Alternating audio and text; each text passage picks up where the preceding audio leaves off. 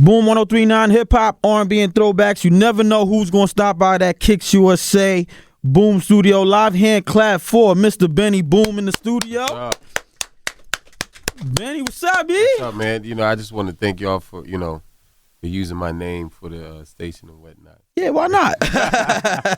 You got the boom going on, man. True hip hop station. True hip hop. Yeah. So, what do you consider true hip hop, though?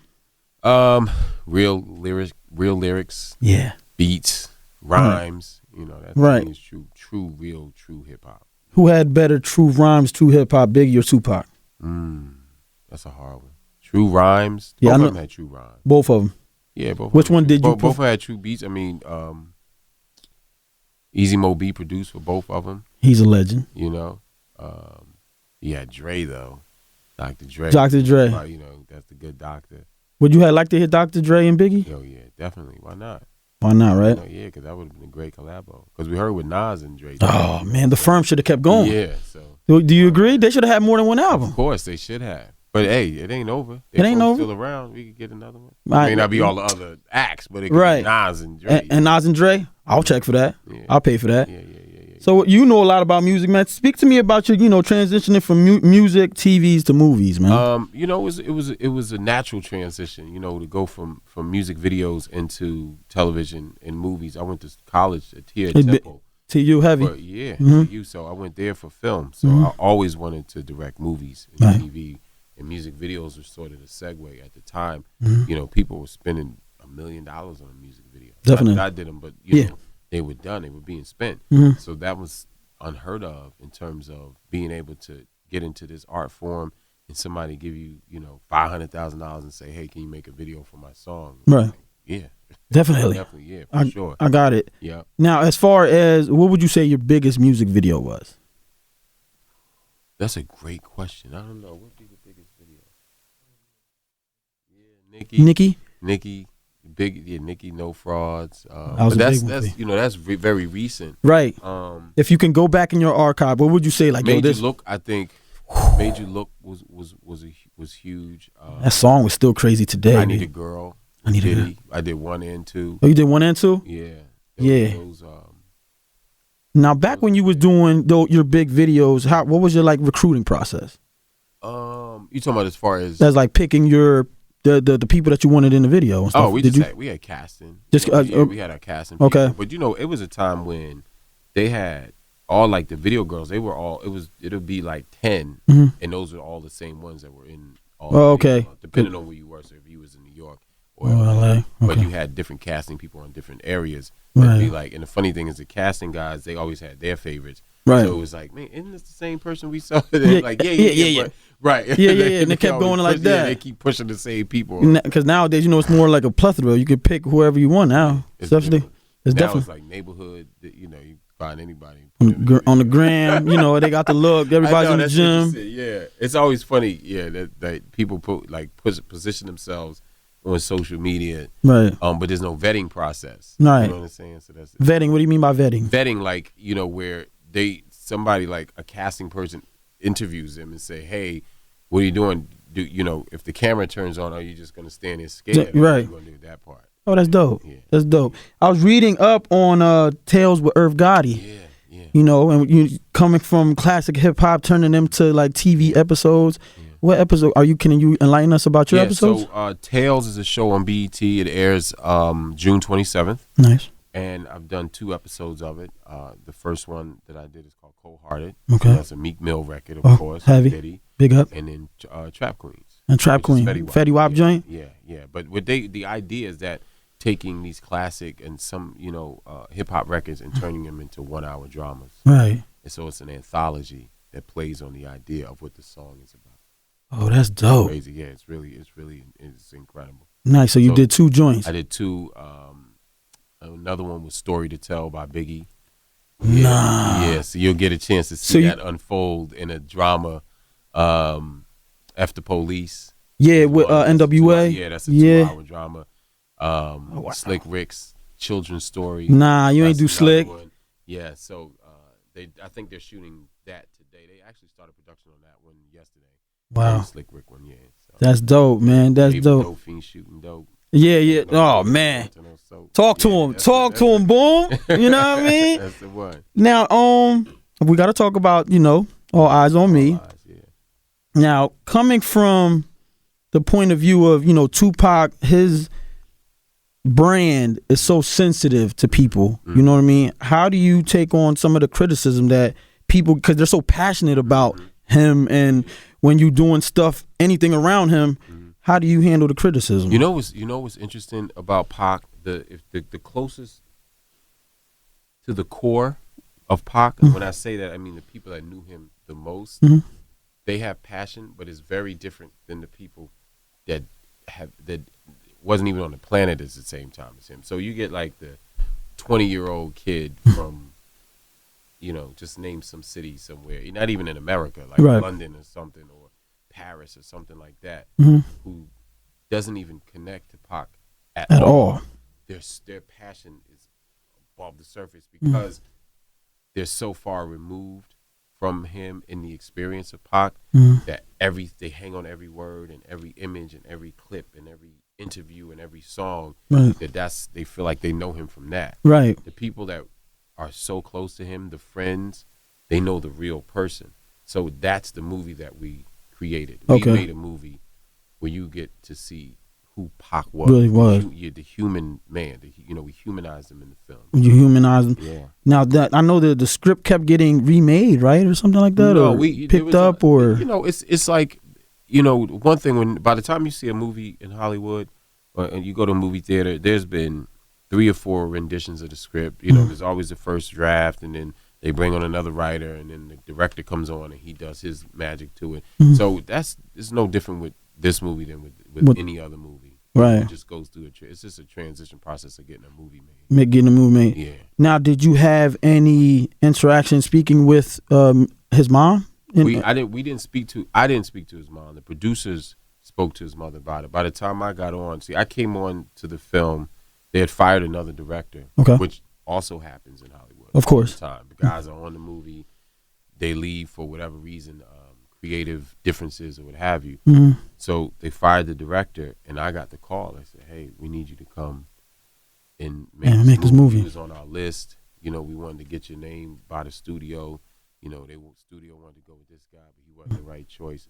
And so then I got the call. So when I started in pre-production, I was told at that time that Afeni was sick. Okay. And that she wasn't going to be visiting us and talking to us. But I actually shot a video with Afeni a few years ago called Play Your Cards Right with Keisha Cole. Okay. And so you already had a good relationship with her. Yeah, it was crazy because I spent maybe about 3 hours with her while we were shooting and setting up and all this stuff, and in between. And it's funny because I got a chance to speak to her, and of course I wanted to talk to her about Pac and everything. But she just wanted to talk to me about me. Right. She wanted to know where I came from and how did I get to become a director and all this stuff. Because when you think about it, she's probably asked that question all the time about her son. But she never gets a chance to find out about the people that love her son. Right. Yeah. So I think she changes the conversation a lot with people. Okay. But also it's interesting because when Pac got inducted into the Rock and Roll Hall of Fame and Snoop was on stage, he talked about his interaction with her when he went to the hospital. Yeah. How instead of her worrying about Pac, she cared about Snoop in that moment. Okay. And when he said that, I'm like, wow, that's my same experience with her. Exact same experience. Yeah. Now, would you say All Eyes on Me is your greatest accomplishment as? In my career. For sure. Yeah. I mean, this is your baby. This is the baby. This is the baby. I got 4 babies, and this is the 5th one. And this is the 5th one. So what are the? Oh, okay, I get it. Yeah, babies, exactly. And this is the 5th one. I was about to ask a Doug question, but yeah, you killed that. Yeah. This is the 5th one. Now, tell everybody the release date, man. June 16th, which is actually Tupac's birthday. Nice. He turned 46 years old on that day. Right. We could not have planned it any better. Better than that. We had other dates that we thought about, and some of it was crowded with different movies and different stuff like that. And we sat around and we're like, man, the movie's done, we're ready. We want this movie out because we're so anxious for the world to see it, and the world is so anxious to see it. Right. And so when June 16th was thrown at us, we said, let's do it. And wait a minute, That's Pac's birthday. That's Pac's birthday. Pac is doing this. We ain't even doing it. We're not even doing it. He's right. doing this. Yeah. That's dope, man. I'm definitely looking forward to it. Now, how many times have you said you already seen? How many times can you say you already seen this movie already? Well, it's interesting. We had I've seen it in different versions over for the last year. Mm-hmm. So this final version, which is the final version that everybody's going to see. The way movies are made, they're done in what they call reels. Mm-hmm. So each reel is separated into 20 or 15-minute sections so that you can do your sound design and your coloring and all that. So I was watching the movie in pieces. Mm-hmm. So I finally watched it all together about 2 weeks ago, and it's tried to take myself out of it and separate and just watch it. And just watch it? Yeah, and I felt great. Is it? You feel like it's a masterpiece? Yeah, it's my masterpiece. That's what I'm saying. Do you feel like it's your masterpiece? Yeah, 100%. 100%. And I want the fans, people that love Pac, and look, even the pedestrian passerby of the Tupac legacy that doesn't know much about Pac except that he was killed and it was some East-West stuff. Whatever they think. When they see this, they're going to go, oh, now I understand. Now you get it. Yeah, because we're educating in this movie as well. Definitely. Yeah. Your favorite Pac record? So Many Tears. So Many Tears. Yeah. Dope record. Yeah, that record just basically, he's prophesizing his whole life without really, he knows it. Yeah. And I think, I had a conversation with somebody actually yesterday that knew Pac really well. We were talking, and he said that Pac said to him, he said, man, and jokingly but serious, he said, man, I'm be out of here early. They not gonna let me live. And he said, why you talk like that? He said, if you talk like that, that's gonna happen. He said, whether I'm talking or not, it's gonna happen. I say he just sensed it. Yeah, he knew it. He sensed it, which also was the reason why he made all those records. His work ethic was one thing. Yeah. But when he got to death row, he was making 3 records, 4 records a night. Day. Yeah. And just going. So that's why he got so much material left after he's passed. So favorite Pac movie? Oh, Juice. Easy. Oh yeah, Juice. Yeah, Yo, you my man. You my man, man. We just met, but you my man. Yeah, no. Juice. Come on, man. Bishop is the illest. Bishop, you know why? Because that movie, for when it happened, it was a very unexpected movie. The time of it was hip hop. It was 92. Oh man, DJing, it was everything. It was everything that hip hop was. It was. It embodied everything. And then the crazy thing, the unfortunate part about it is that character somehow seeped into Pac's life. Yeah. He really stuck with it. Yeah, stuck with him. Yeah. He has said in articles and interviews that he took his life and channeled it into Bishop. Wow. Right? But if you watch that movie, you feel like it's the other way around. It's the other way around. He was so good in it. He killed that role. He was so good. Did you hear that Soulja Boy was trying to do the remake to that? No, I didn't hear that. Yeah, well, you still ain't hear it, brother.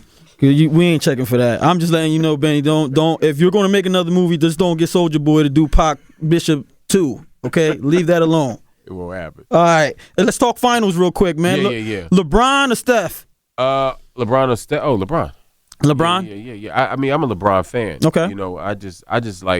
I like Steph too. Don't get it twisted. Yeah. But I just like everything about LeBron because Steph's not a criticized player, right? The way LeBron is. There's absolutely no pressure on Stephen Curry. Not at all. Not at all. LeBron James came into this league as a teenager, already being called a man-child. Yeah. And high expectations. The expectations were through the roof. Yeah. And every little misstep that he made, he was getting beat up for it. And then going to Miami, how could you leave the city? And the man had a plan. He knew he had to go do something. Right. He was always going to come back. Everybody knew when he left he was going to come back. Right.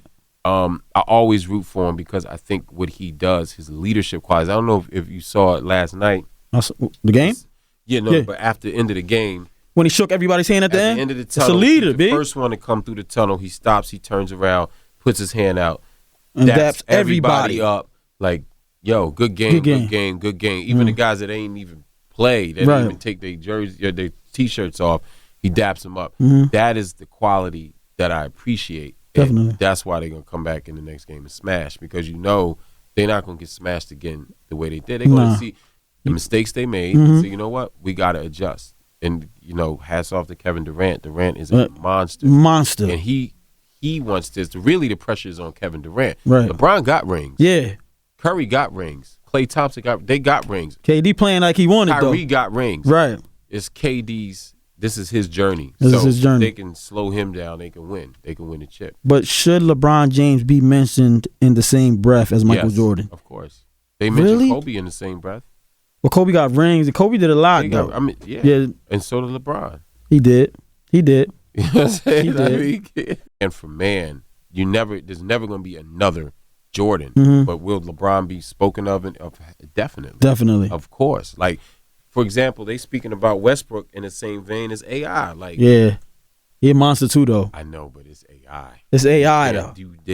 I don't want to don't do mention that. Nobody's name. Not next to AI. Yeah, he's different. He's a different guy. And that's a different monster. Yeah, leave him alone. Altogether. Leave him alone. AI is AI. Right. Somebody you trying to compare? They were on there talking about Isaiah Thomas is a young AI. I completely wrong. Right. No way. I'm like, he ain't there yet. No. I love Isaiah Thomas, but he's not there yet. Hell to the no. AI is AI. You don't be comparing nobody to AI. At all. Nah. Mr. Different. Benny Boom, thank you so much for stopping by the Afternoon Wave. Let everybody know again the movie date. So All Eyes on Me in theaters everywhere June 16th. You can actually get your tickets now. I've been getting tagged on Instagram and Twitter with people all over the country that have purchased tickets and have shouted me out and say, I got my tickets already. So you can go to tickets.alleyes.movie and you can get your tickets early. And, you know, this is like a concert, right? You know it's coming. Yeah, June 16th. So go get your tickets so you can see Pox. We want to break the box office with this movie. Definitely. It's not for selfish reasons. The reason we want to break the box office is because Compton did so well for our culture that we need the next film to do that and better, or else Hollywood will look at this whole thing as, we don't really need, we don't need another hip hop movie or another movie about that culture or whatever. So the higher the bar keeps getting raised, the better it is for us, and we can get these stories told.